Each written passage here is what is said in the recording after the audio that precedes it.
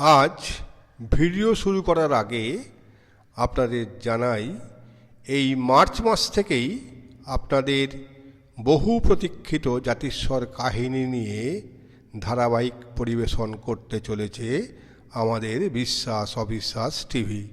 আপনারা চ্যানেলে থাকুন। জয় গুরু পরম ঠাকুর শ্রী শ্রী রামকৃষ্ণদেবের চরণে শত কোটি প্রণাম জানিয়ে ঠাকুরের অমৃত কথার ষষ্ঠ পর্ব নিয়ে আলোচনা করব। চ্যানেলে যারা নতুন তাদের সাবস্ক্রাইব করে আগের পর্বগুলি দেখে নেবার জন্য অনুরোধ জানাচ্ছি। তো চলুন শুরু করা যাক আজকের ভিডিও।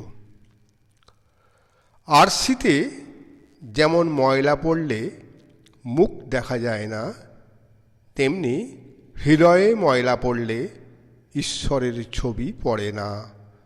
ময়লা মুছে ফেললে যেমন আরসিতে মুখ দেখা যায়, তেমনি হৃদয় নির্মল হলে ঈশ্বর প্রকাশ পান। স্প্রিংয়ের গদির ওপর বসলে নুয়ে যায়, উঠলেই আবার তেমনি সমান হয়ে যায়। সংসারী মানুষেরা সেই রকম যখন ধর্ম কথা শোনে তখন ধর্ম ভাব হয়, কিন্তু সংসারে ঢুকলেই সব ভুলে যেমন তেমনই হয়ে পড়ে। যেমন কামারশালে লোহা যতক্ষণ হাপড়ে থাকে ততক্ষণ লাল থাকে, হাপড় থেকে বার করলেই কালো হয়ে যায়। সেই রকম সংসারী মানুষ যতক্ষণ ধর্ম মন্দিরে বা ধার্মিক লোকের নিকটে থাকে ততক্ষণ ধর্মভাবে পূর্ণ থাকে, বাইরে এলেই সে ভাব চলে যায়। তাই বলে ধর্মকথা শোনা ছেড়ো না। ধর্মকথা শুনতে শুনতে একদিন সঠিক পথের সন্ধান পাবেই পাবে। পরলোকের কথা বলছো? গীতার মত, মৃত্যুকালে যা ভাববে তাই হবে। ভরত রাজা হরিণ হরিণ করে শোকে প্রাণ ত্যাগ করেছিল, তাই তাকে হরিণ হয়ে জন্মাতে হলো। তাই জপ, ধ্যান, পূজা এসব রাত দিন অভ্যাস করতে হয়। তাহলে মৃত্যুকালে ঈশ্বরের চিন্তা আসে। অভ্যাসের গুণে এরূপ মৃত্যু হলে ঈশ্বরের স্বরূপ পায়। আমার ধর্ম ঠিক আর অপরের ধর্ম ভুল, এ মত ভালো নয়। ঈশ্বর এক বই দ্বৈত নয়, তাকে ভিন্ন ভিন্ন নাম দিয়ে ভিন্ন ভিন্ন লোকে ডাকে। কেউ বলে গড, কেউ বলে আল্লাহ, কেউ বলে কৃষ্ণ, কেউ বলে শিব, কেউ বলে ব্রহ্ম। যে পুকুরে জল আছে এক ঘাটের লোক বলছে জল, আর এক ঘাটের লোক বলছে ওয়াটার, আর এক ঘাটের লোক বলছে পানি। হিন্দু বলছে জল, খ্রিস্টান বলছে ওয়াটার, মুসলমান বলছে পানি, কিন্তু বস্তু এক। মত এবং পথ, এক একটি ধর্মের মত একটি পথ যা ঈশ্বরের দিকে নিয়ে যায়। যেমন নদী নানা দিক থেকে এসে সাগর সঙ্গমে মিলিত হয়। আমি সব রকম করেছি, সব পথই মানি, শাক্তদেরও মানি, বৈষ্ণবদেরও মানি, আবার বেদান্তবাদীদেরও মানি। এখানে তাই সব মতের লোক আসে, আর সকলেই মনে করে ইনি আমাদেরই মতের লোক। একজনের একটি রঙের গামলা ছিল। গামলার আশ্চর্য গুণ যে যে যে রঙে কাপড় ছাপাতে চাইতো তার কাপড় সেই রঙেই ছাপা যেত। কিন্তু একজন চালাক লোক বলেছিল, তুমি যে রঙে রেঙেছ আমায় সেই রঙটি দিতে হবে। লোকটি বলল, এটি তোমার ভগবানকে বলো, আসলে তিনিই তো সব। একটা পাখি জাহাজের মাস্তুলের ওপর বসেছিল। জাহাজ গঙ্গা থেকে কখন কালাপানিতে পড়েছে তার হুঁশ নেই। যখন হুঁশ হলো তখন ডাঙা কোন দিকে জানবার জন্য উত্তর দিকে উড়ে গেল। কোথাও কুল কিনারা নাই, তখন ফিরে এলো। আবার একটু বিশ্রাম করে দক্ষিণ দিকে গেল। যখন দেখলে কোনো দিকেই কুল কিনারা নাই, তখন মাস্তুলের ওপর চুপ করে বসে রইল। আসলে যতক্ষণ বোধ যে ঈশ্বর সেথা সেথা, ততক্ষণ অজ্ঞান। যখন হেথা হেথা, তখনই জ্ঞান। একজন ভূত সিদ্ধ হয়েছিল। সিদ্ধ হয়েই যাই ডেকেছে অমনি ভূতটা এসেছে। এসে বলল, কী কাজ করতে হবে বলো। যখন কাজ দিতে পারবে না তখন কিন্তু তোমার ঘাড় ভাঙব।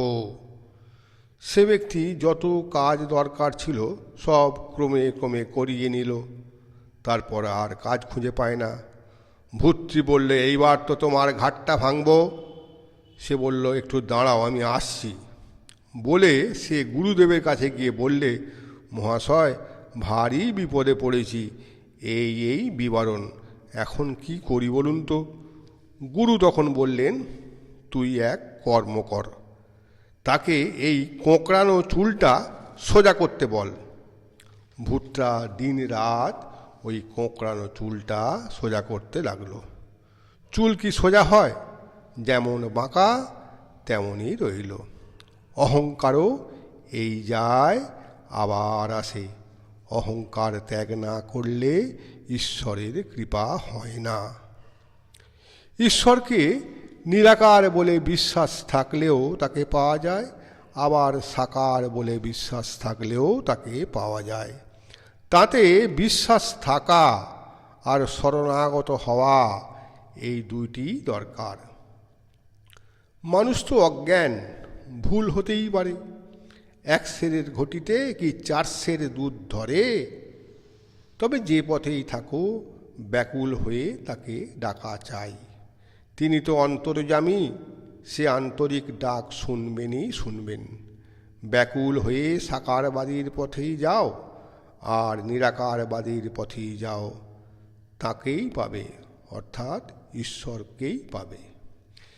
মিছরির রুটি সিধে করেই খাও আর উল্টো করেই খাও, মিষ্টি লাগবেই লাগবে। ঈশ্বরই বস্তু আর সব অবস্তু। ঈশ্বর লাভই জীবনের উদ্দেশ্য। পথে যেতে যেতে রাত্রি হয়ে পড়ায় এক মেছুনি এক মালির বাড়িতে আশ্রয় নিল। মালি যথাসাধ্য তার সেবা করল, শুতে দিল, কিন্তু কিছুতেই তার ঘুম হলো না। শেষে সে বুঝতে পারল যে বাগানের ফুলের গন্ধে তার ঘুম হচ্ছে না। সে তখনই আঁশ চুপড়িতে জল ছিটিয়ে নাকের কাছে রেখে ঘুমল। আসলে বিষয়ী বুদ্ধিজীবীরাও মেছুনির মতো, সংসারের পচা গন্ধ ছাড়া কিচ্ছু ভালো লাগে না। ছোট ছোট ছেলেরা ঘরের ভিতরে বসে আপন মনে পুতুল খেলছে, কোনো ভাবনা নেই। কিন্তু যেই মা এলো অমনি সকলে পুতুল ফেলে মা মা বলে কাছে দৌড়ে গেল। তোমরাও এখন ধন মান যশের পুতুল লয়ে সংসারে নিশ্চিন্ত হয়ে সুখে খেলা করছো, কোনো ভয় ভাবনা কিছুই নেই।